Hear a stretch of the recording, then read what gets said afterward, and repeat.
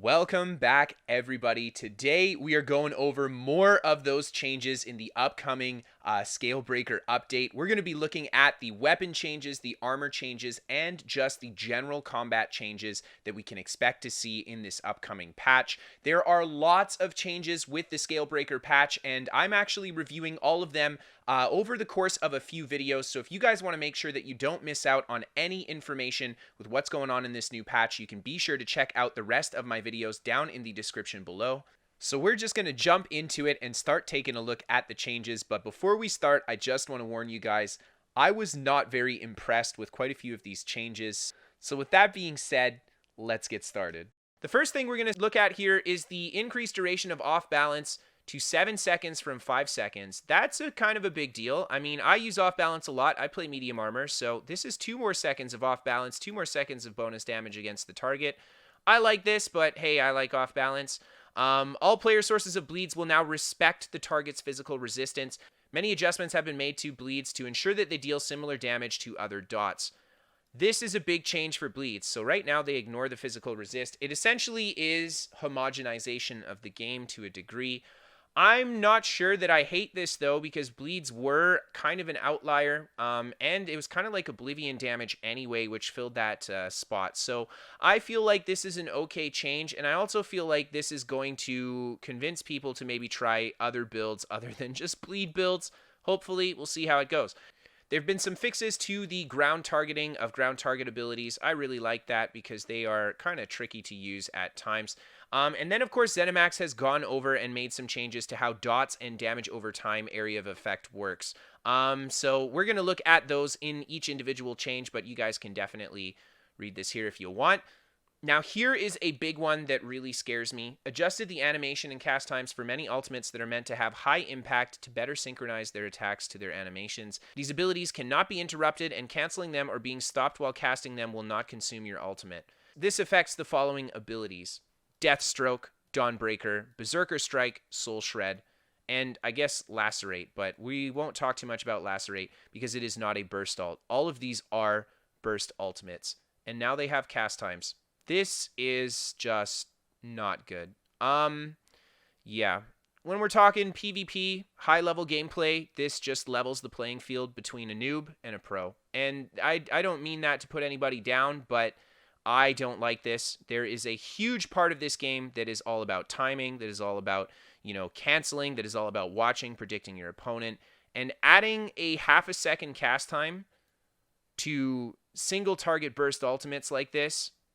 I mean, why even slot them? That's seriously what ZeniMax is doing here. Why even slot them? Plus, this is crazy sloppy too, because if they're going to go and add cast times to single target burst ultimates like this, why aren't they doing things like Templar's Crescent Sweep?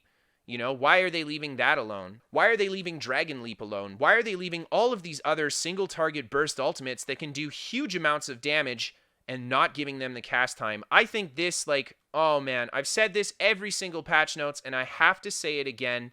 ZeniMax can do a solid set of patch notes, but every single time they put something in the patch notes and it's just like, why would you even add that?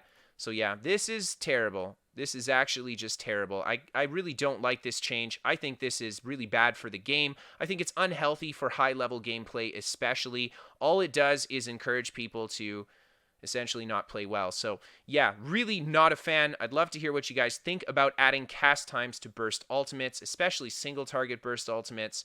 There's been some fixes to how Thaumaturge and other things interact with area of effect damage over time abilities. They're kind of going through and fixing this stuff. So right now, if you go for increasing your direct damage, it will increase the damage of things like your Blockade of Frost, at least on your tooltips.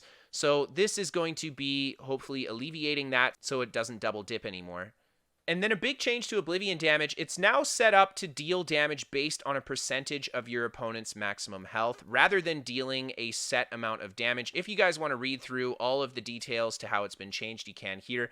But in short, it essentially is going to deal damage based on your opponent's health, not based on a tooltip amount. But the Oblivion damage values will be capped at a certain amount, so I think that's worth mentioning.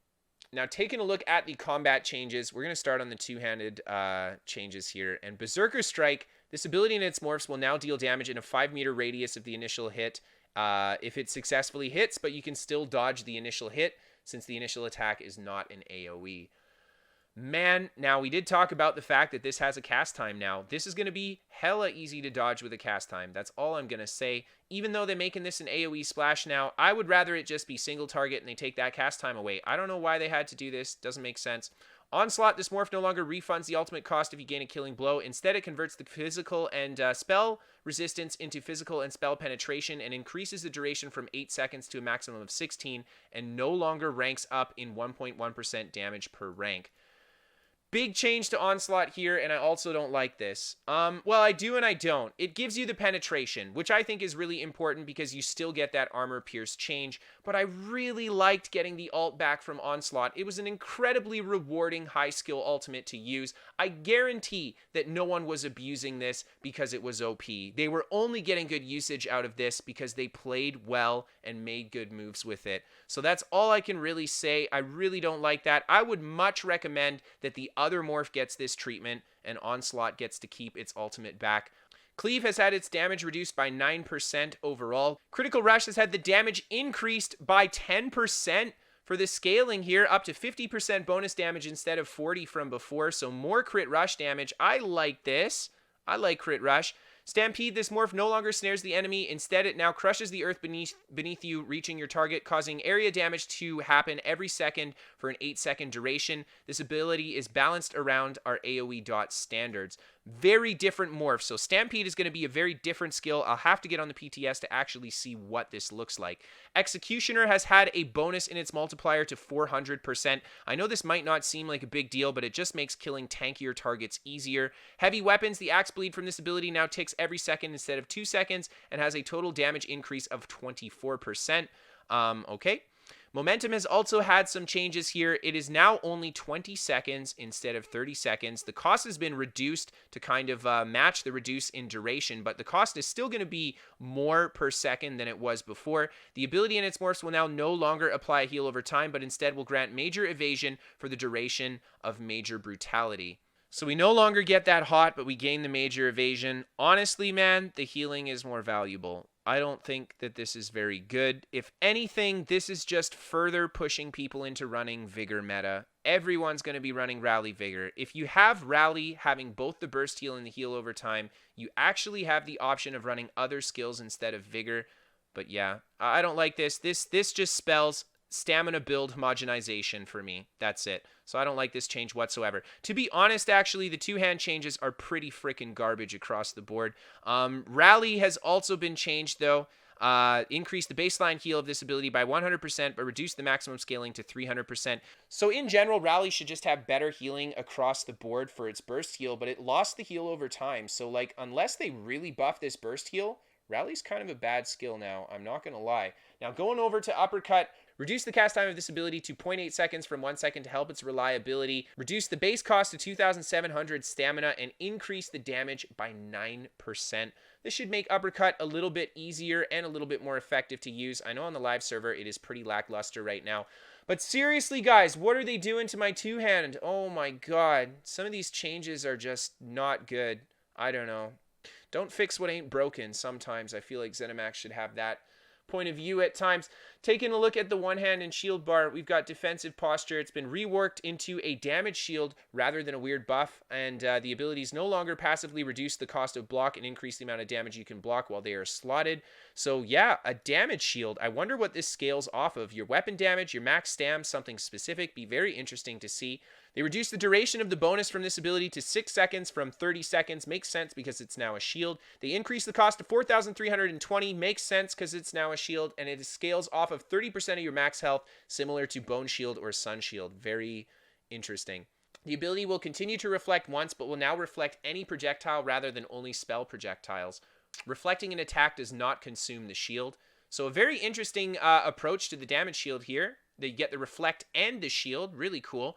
The defensive stance morph has been changed to reintroduce the block mitigation and cost reduction passive, whereas the absorb magic morph has been changed to absorb missile. It can now absorb ranged and magical attacks, which is super awesome. The reflect is also going to be any projectile, not just a spell projectile, so that's really sweet. And the damage shield has also been increased in size to 50% of your max health, so a bigger shield to go with it. The heal generated from absorbing the projectile is approximately 29% stronger as well. And it will also not remove the damage shield. The Fortress passive has had a cost reduction bonus increase, so it's a little bit better for our sustain. The low slash has also been changed, reduce the amount of damage dealt from this ability in the heroic slash by 31%. And these two abilities will also no longer snare targets. That's a huge damage cut to those spammables. Heroic slash, the minor heroism granted from this morph will now last 12 seconds up from 9. And the Deep Slash ability now hits all targets in a 6-meter radius of your target instead of only 2 targets in the 5-meter radius. This morph will now deal the same damage to all targets it hits, and it also retains the 30% snare. But honestly, Low Slash is not going to be a very good skill. This makes Pierce Armor a much better spammable. Power Bash has been changed to be considered a spammable attack. It no longer stuns at base. They increase the damage dealt by 94%. So this is going to be the new Sword and Board spammable of choice. The cost reduction to 2,700, making it a lot cheaper and easier to spam. Reverb Bash will now have the stun with a max duration of 3 seconds, but it will no longer apply the Defile. The initial hit damage is now halved, and it will deal the other half of the damage when the stun ends. If the target is CC immune, it will not gain the other half of the damage. Very interesting change to this ability here. And the Power Slam has been changed, so it's now called Resentment, because you're an angry person when you get hit. It activates after blocking any attack. You gain 5% additional damage on your next Power Slam attack. This bonus stacks up to 10 times and lasts 5 seconds, but you can only gain 1 stack every 250 milliseconds to match the cooldown of block. Really interesting stuff. Very cool to see Power Slam get moved into being the spammable. It'll be cool to see how Sword and Board builds kind of work after that. Now, Puncture has also been changed. Reduce the damage dealt by this ability and its morphs by 37%. Rip Puncture as a spammable. It is now much cheaper, though. They increase the duration of the Major Fracture to 15 seconds. And Ransack will no longer grant the Minor Ward and Resolve. Instead, it grants Minor Protection, which is a much better buff than the Minor Ward and Resolve. Pierce Armor, the Major Breach on this morph will also last for 15 seconds, too. Shield Charge has also been changed, increase the shield size that you get when you use Shielded Assault by 25%, and then Invasion reduced the maximum bonus to the stun duration to 50% from 88%, so it's now a 6-second stun instead of 7.5 seconds. Now, Dual Wield Blade Cloak has been changed. This ability has shifted into an AoE dot category rather than focusing on being a buff first. Decrease the duration to 8 seconds from 15 seconds. The cost has been reduced to kind of match that. They decrease the damage per tick by approximately 5%, but increase the tick frequency to 2 seconds from 3 seconds. This should be a net damage increase. So Quick Cloak will give you the Major Expedition for 4 seconds like before, and it will also extend up to 12 seconds on the Quick Cloak AoE versus the 8 seconds that we have it changed to here. And then Deadly Cloak, this morph no longer deals increased damage per tick, but instead deals damage every second. Hidden Blade has been changed, reworked the ability from a range spammable into a utility skill. Increase the cost to 3,780, reduce the range to 22 meters, reduce the damage dealt by 25%, and these abilities will now interrupt the target if they were casting an attack. The ability no longer applies Major Brutality instantly. Instead, enemies hit are marked, and light or heavy attacking a marked target with a dual wielding will give you Major Brutality for 30 seconds. So they essentially took away the Major Brutality on use and made it so that you have to actually actively attack whoever you use this on. I'm not going to lie, this as a buff for a PvP build was not really attractive anyway, and now they're making it even more complex to get.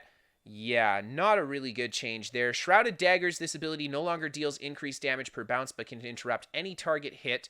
Very interesting. And the ability only marks the initial target instead of every enemy hit with the bounce. Okay. And then Flying Blade, this morph allows you to reactivate the ability free of cost on a marked target, which causes you to jump to the target and gain Major Brutality to 30 seconds. This ability is off global cooldown as well. This is very interesting. This could potentially be a teleport. And I'm going to have to get on the PTS to test this out, but this could be a very interesting skill to see how this guy goes. Now, Lacerate, the ultimate, increase the size of this ability and the Ren morph to 8x8, so it's a little bit bigger. For the Thrive in Chaos morph, they reduced the base damage done bonus per target to 3% from 5%, so a little bit less bonus damage there. And it is now also a conal attack, which covers a much larger area. The axe bleed from the twin blade and blunt passive will now tick every second instead of every 2 seconds, and they increase the total damage of the bleed by approximately 24%. Twin slashes, they increase the damage over time and for this ability and its morphs by 37%. That's a huge damage increase. Now, keep in mind, these were all bleeds, so that's probably why they got that big damage increase, because they no longer ignore armor. Now, bow, poison arrow, they increase the cost to 2,700. They increase the initial hit damage by 17%, and they increase the damage over time by 78% per tick. They reduce the total execute multiplier of this morph to 100% from 260% though. So that means that on average, your poison injection should be dealing more damage, but you get less maximum execute damage once their health begins to drop. The rapid fire, they increase the damage for this ability and the toxic barrage morph by 11%. For the toxic barrage, they remove the delay and reduce the damage of the dot by 6%, so its property deals half the damage of the channeled attacks. And then the ballista, they reduced the duration of the turret to 5 seconds from 5.5 seconds and fixed an issue where it was double dipping in the rank progression, so its damage should be a little bit less than what it is on the live server. Scattershot, this ability is now part of the utility category, and with the below changes will affect all 3 versions of the ability. So the cost has been drastically increased. The damage has been reduced by 10%. The range has been reduced to 22 meters from 28 meters, no longer a maximum distance stun. And the knockback has been increased to 8 meters from 5 meters. Now, Magnum Shot will no longer knock the caster back. Instead, it deals 20% more damage than the other morph and reduce the cost, whereas Draining Shot will still give you the heal, but it'll trigger upon dealing damage rather than when they're knocked back, and the heal is decreased by 20%. This is a very strong heal, so I think that's an okay morph, and I really like the change to heal you when you deal damage instead of the knockback. It just makes it a lot more reliable. Snipe has had a 9% damage increase. Okay, it was not doing a lot of damage right now on live.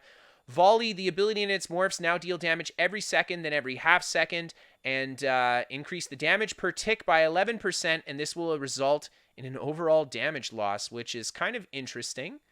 They reduced the base cost to 2,808. The range on all the morphs is now 28 meters. Arrow Barrage, the morph no longer extends the duration but increases the damage by approximately 20% per tick. And then Endless Hail, this morph no longer grants cost reduction but now lasts 9 up to 12 seconds at max rank and doesn't gain extra damage either. The Destruction Staff, we've had Destructive Touch redesigned so that its abilities and its morphs to function as a dot rather than a utility skill. Reduce the base cost to 2,700 magicka. Reduce the initial hit damage by approximately 17%, but increase the dot damage by 167%. So the initial hit damage is not super high. The dot damage wasn't super high either, so it should be a more formidable dot now. That's a huge increase on the dot damage, so it should be half decent. The ability no longer grants the additional bonuses depending on the staff you're using. You now gain a 1.1% damage increase in rank for the entire ability, and they reduce the range of this to 15 meters from 17 meters. Now, Destructive Reach, this morph retains the unique functionality for each elemental staff type, but no longer deals the dot. So you can still knock them back, you can still immobilize them, and you can still stun them.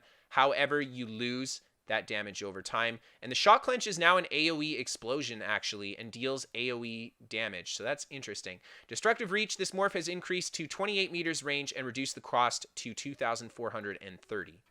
Now, something I do want to note is that with the Master Staff, this could be a very, very cheap ability.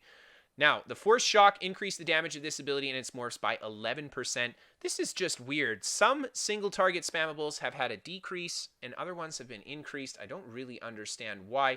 Increase the chance to apply an elemental status effect to 10% per hit from 3% since each hit is direct damage.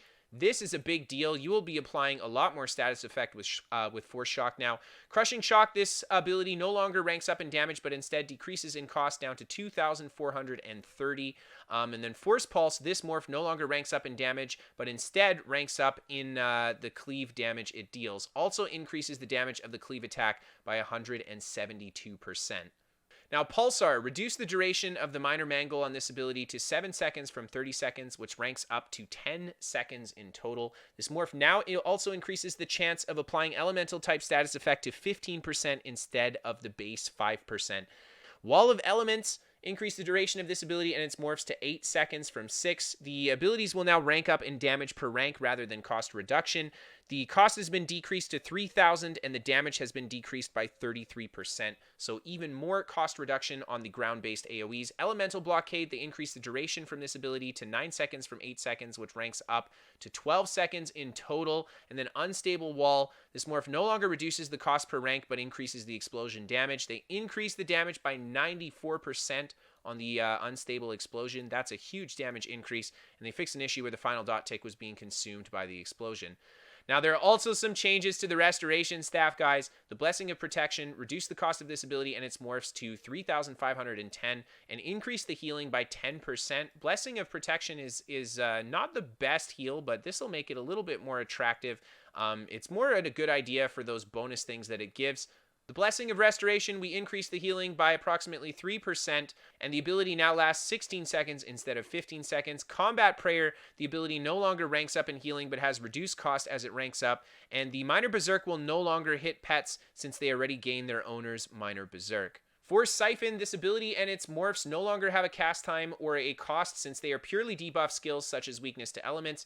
The duration of this ability now begins at 18 seconds for a total of 30 seconds on both morphs. Grand Healing converted this ability into a true AoE hot rather than a hybrid spammable hot. They increased the duration from 3 seconds to 8, but you may only have one active at a time, so no more stacking your Grand Healings. They reduced the healing per tick by 44%, and they reduced the cost to 2,800 magicka. Healing Springs will now grant 30 magicka every time it heals an ally, rather than restoring 330 magicka for up to 3 allies healed by the initial heal. This will result in a higher return if you hit all 6 targets for the full duration, but require more coordination. Illustrious Healing, this ability will now continue to increase the duration. The new duration is 9 seconds, which increases up to 12 seconds at rank 4. The Regeneration increased the healing per tick by approximately 98%, but reduced it to 10 seconds, and now it only hits 1 ally per cast. That's a huge healing increase, but, you know, it's only half as much time now. They increased the cost to 2,700 from 2,100. That's okay. Rapid Regen, this morph now doubles the frequency, but halves the duration. So is this a 5-second heal over time? This will be very interesting to see how good Rapid Regen is. And then Mutagen, they increased the burst heal value by 93% as well. Mutagen might be a really good heal now. Steadfast Ward, they increased the base size of the shield by approximately 14%, but reduced the bonus scaling to 100% from 300% to better align it with other abilities and reduce the polarizing effectiveness it has. This morph will no longer heal you once the shield ends because the shield hardly remains to do that. This morph will now heal you once every second for 25% of the remaining shield size to ensure you gain effectiveness out of it.